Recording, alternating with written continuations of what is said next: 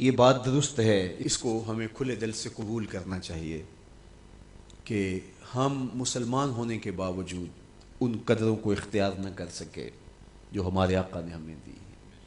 اکبر الہآبادی نے کہا تھا مس پہ ہے اپنی نظر اور سیم ان کے ہاتھ میں. ہم تو تانبے پہ نظر جمائے ہوئے ہیں اور چاندی وہ لوگ لے گئے. اقدار عالیہ، رویوں کی خوبصورتی، قوانین کی بالادستی اور زندگی کا بہت سارا جمال وہ ہم سے چھین کے لے گئے. یہ خزانہ ہمارا تھا، لیکن صاحب جام اسی کا جو بڑھ کے تھام لے، جو بھی محنت کرے. ایک وہ زمانہ بھی تھا کہ شارلمان اس کے لارڈز ابھی دستخط کرنے کی مشق سے گزر رہے تھے. ابن حزم کے قلم سے 1000 کتابیں نکل چکی تھی. وہ زمانہ بھی ہم نے دیکھا جب پیرس میں کیچڑ تھا اور بغداد عروس البلاد کہلاتا تھا. ہم نے وہ دور بھی دیکھا ہے جب وہ سواد آشنا بھی نہیں تھے، حرف آشنا بھی نہیں تھے، اور ہمارے منجم ستاروں پہ کمندے ڈالتے تھے. جب ہم محنت کرتے، خدائے زندہ زندوں کا خدا ہے، یہ اس کا اصول ہے، یہ اس کا ضابطہ ہے.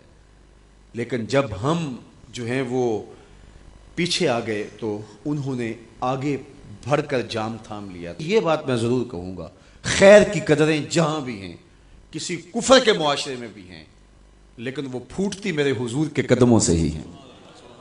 چوکھٹ اسی سے ہی فیض اور نور اور روشنی پھوٹی ہے، اجالے یہیں سے گئے ہیں، ورنہ انسان آج بھی زنجیروں میں جکڑا ہوتا. وہ کیسا سماج تھا کہ جب بیٹی کو زندہ درگور کر کے باپ آتا تھا تو معاشرہ اسے داد دیتا تھا کہ تو نے اپنی آبرو بچا لی ہے، تو نے اپنی عزت بچا لی ہے. اور یہ اتنا بڑا گھنونا جرم. قیامت کے دن سب سے پہلا سوال نماز کا ہوگا، لیکن سب سے پہلا فیصلہ قتل کا ہوگا. دوسرے لفظوں میں یوں کہہ لیجئے، حقوق اللہ میں سب سے پہلے نماز کا سوال ہوگا، اور حقوق العباد میں سب سے پہلا فیصلہ جو ہے وہ قتل کا ہوگا. اور قتل میں بھی وہ بچیاں جو زندہ درگور کی گئی، ان کا مقدمہ پہلے لایا جائے گا. قرآن بتاتا ہے وَإِذَا الْمَوْءُودَةُ سُئِلَتْ بِأَيِّ ذَنبٍ قُتِلَتْ. قبروں میں گڑی ہوئی بچیاں اٹھائی جائیں گی، اللہ کی عدالت ہوگی، ان کے ظالم باپ کٹہرے میں کھڑے ہوں گے. اللہ ان بچیوں سے پوچھے گا بِأَيِّ ذَنبٍ قُتِلَتْ، تمہیں قتل کیوں کیا گیا؟ اب ان بچیوں کو تو پتہ ہی نہیں ہمیں کیوں قتل کیا گیا. ابھی آنکھ کھلنے نہیں پائی تھی کہ بند کر لی گئی، زبان بولنے نہیں پائی تھی کہ نوچ لی گئی، زندگی کا پھول ابھی کھلا ہی نہیں تھا کہ مرجھا گیا.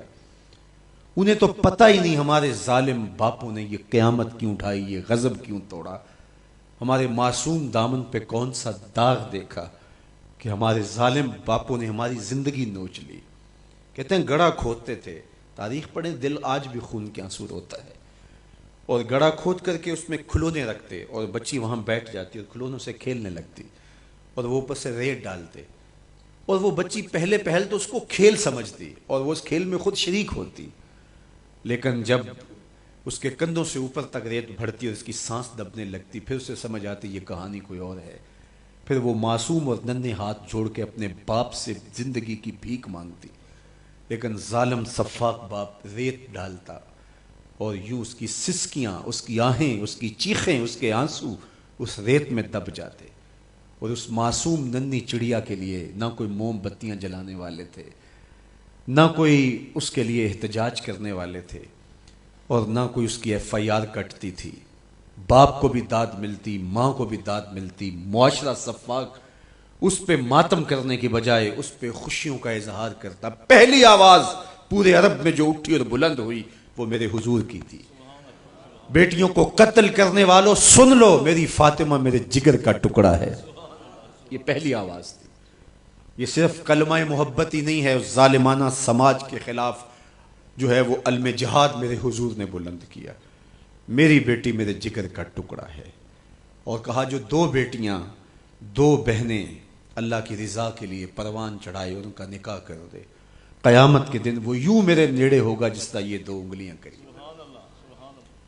یہ جب میرے حضور نے فرمایا، مجمع سے ایک شخص کھڑا ہو گیا. حضور کیا جس کی دو بیٹیاں نہیں ہیں اس کو یہ اعزاز نہیں ملے گا؟ کسی بیچارے کی دو بیٹیاں نہ ہو، ایک بیٹی ہو، تو کیا اس کو یہ اعزاز نہیں ملے گا کہ وہ آپ کا ساتھ پائے؟ حضور نے فرمایا اسے بھی ملے گا. لیکن میں آپ کو دعوت فکر دیتا ہوں کہ اس سوال کے پیچھے کی کیفیت دیکھیے.